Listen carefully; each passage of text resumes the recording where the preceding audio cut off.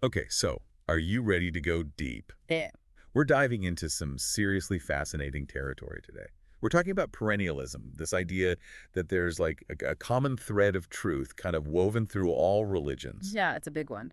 And get this, we're exploring this through the lens of a devout Orthodox Christian, which makes his perspective, well, let's just say it's pretty intriguing. It really is. You don't often find someone with such strong, let's call them traditional religious beliefs, willing to entertain the idea that other faiths might hold some validity. Right, and it's not like he's saying all paths lead to the same destination. He's very clear about his belief in Orthodox Christianity as the true path. Absolutely. He's coming from that firm foundation. But, and this is where it gets interesting, he suggests that exploring those other paths, those that maybe branched off from, say, the Hebrew faith way back when, could actually deepen our understanding of our own. It's like he's saying, yeah, I'm standing on solid ground, but looking out at those other paths, seeing where they lead, it can give me a better sense of the lay of the land.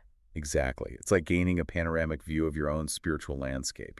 And that's where this concept of logos comes in. Think of it as the underlying blueprint, this kind of divine code that he argues is reflected in everything, even pre-Christian pagan beliefs. Whoa, okay. So even in those belief systems that, from his perspective, are not the full picture, he still sees reflections of this logos. Exactly. It's like he's saying, look, you can see pieces of this truth, these echoes of the divine, even in places you might not expect. I'll be honest, that kind of blew my mind a little. Because it's not about saying all those beliefs are equal.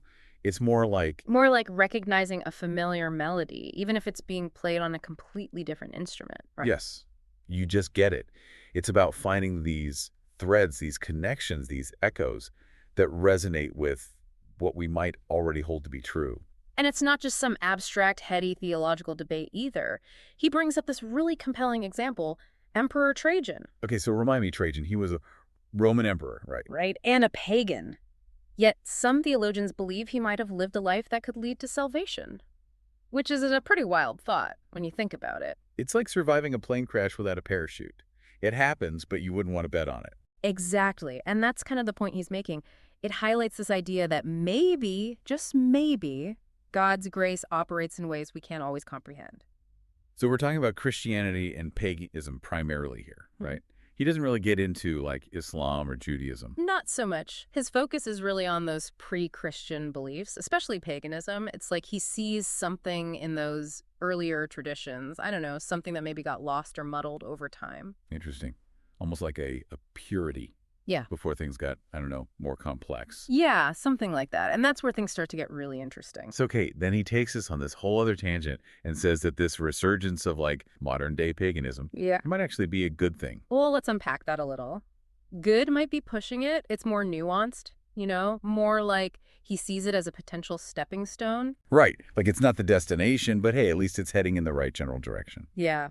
And he points out that a lot of people coming to paganism now, they're coming from being like full-on atheists. Oh, interesting. So it's like this reawakening. They're starting to engage with spirituality again, even if it might not be the version he subscribes to. It's like they were totally off the map, and now they're at least finding a trailhead. Exactly. It gets them moving away from just the material world, He even compares it to, you familiar with C.S. Lewis? Oh, yeah. He makes this connection to Lewis's book, That Hideous Strength. Oh, wow. Okay. And Lewis was exploring this idea that even these kind of flawed, messy attempts at spirituality, they still point to this deeper human need, like we're hardwired to search for something bigger. It's like we're all searching for that signal in the static, even if we don't know what the signal is supposed to sound like. Right, but, and this is a big but, our author is very clear, actual paganism, like back in the day, it wasn't all moon circles and good vibes. He's like,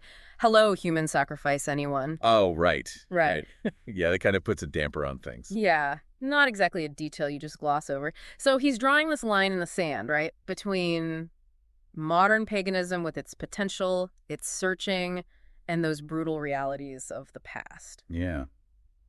Hard to reconcile those two things. It makes you think, though, is it even fair to judge? To say it's just a stepping stone? Like, who are we to say? I wrestled with that, too. It felt a little, I don't know, simplistic at first. Yeah. But then I started thinking about it more like everyone's on their own path, right? And some paths are, well, less direct than others. Right. winding paths.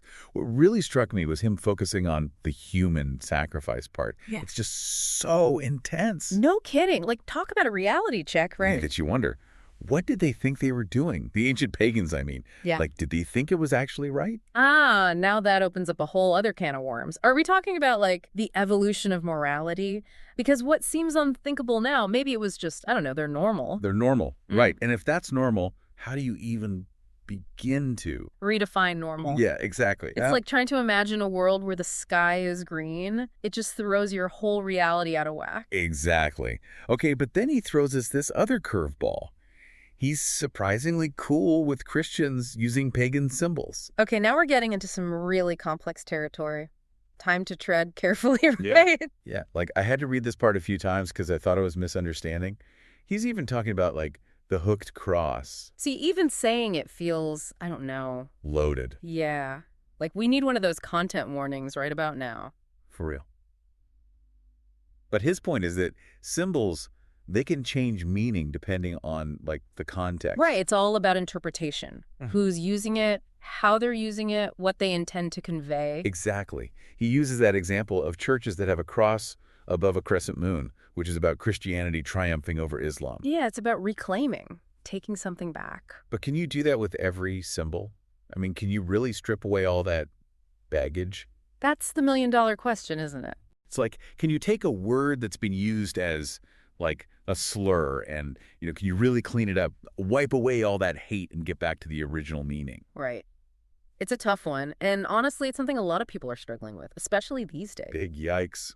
So is he saying it's possible, this whole reclaiming thing, even with something like that? He seems to think so. That we can reclaim these things, not to erase the past, but to, I don't know, add these new layers of meaning. Like a do-over. Kind of, but not really, because you can't just erase history. It's more like saying, okay, this thing, this symbol, it's been twisted, misused, but there's something else there, something deeper, something worth exploring. I can get behind that. Yeah. But I'm also thinking about those who use those symbols for evil. Like, I doubt the Nazis were thinking about reclaiming anything. No, he acknowledges that. He's not naive to how those symbols have been used. It's more like he's saying, let's not let the darkness win. Let's reclaim what we can. It's like staring down an abyss and saying, nope, not today, darkness. Exactly. We're not going to let it consume us. We're going to learn from it, yeah, but we're not going to let it define us. So where does that leave us, the listeners who've been on this whole deep dive into perennialism? That's the big question, right? What do we take away from all of this? And I think our author, he leaves us with this challenge. He suggests that by studying other religions, even the ones that, might freak us out a little. Yeah, like the human sacrifice stuff. Exactly. Even those things that make us squirm, he's saying there's something to be gained from leaning into that discomfort, Yeah. that we can actually deepen our understanding of our own faith by doing that. It's like holding your beliefs up to a funhouse mirror or something. It's like, whoa, is that really what I look like? It makes you question things, re-examine those assumptions you didn't even know you had. And maybe come out stronger, more sure of what you believe. Potentially. Because you've tested those beliefs, you've wrestled with them, you've looked at them from all these different angles. It's like that saying, a smooth sea never made a skilled sailor. Right. You know, Right. You need those challenges, those storms, to really learn how to navigate. Exactly. It's all about growth. Food for thought, for sure. Well, on that note, thanks for diving deep with us. Always a pleasure. And to our listeners, until next time, keep those brains engaged. And remember, there's always more to learn.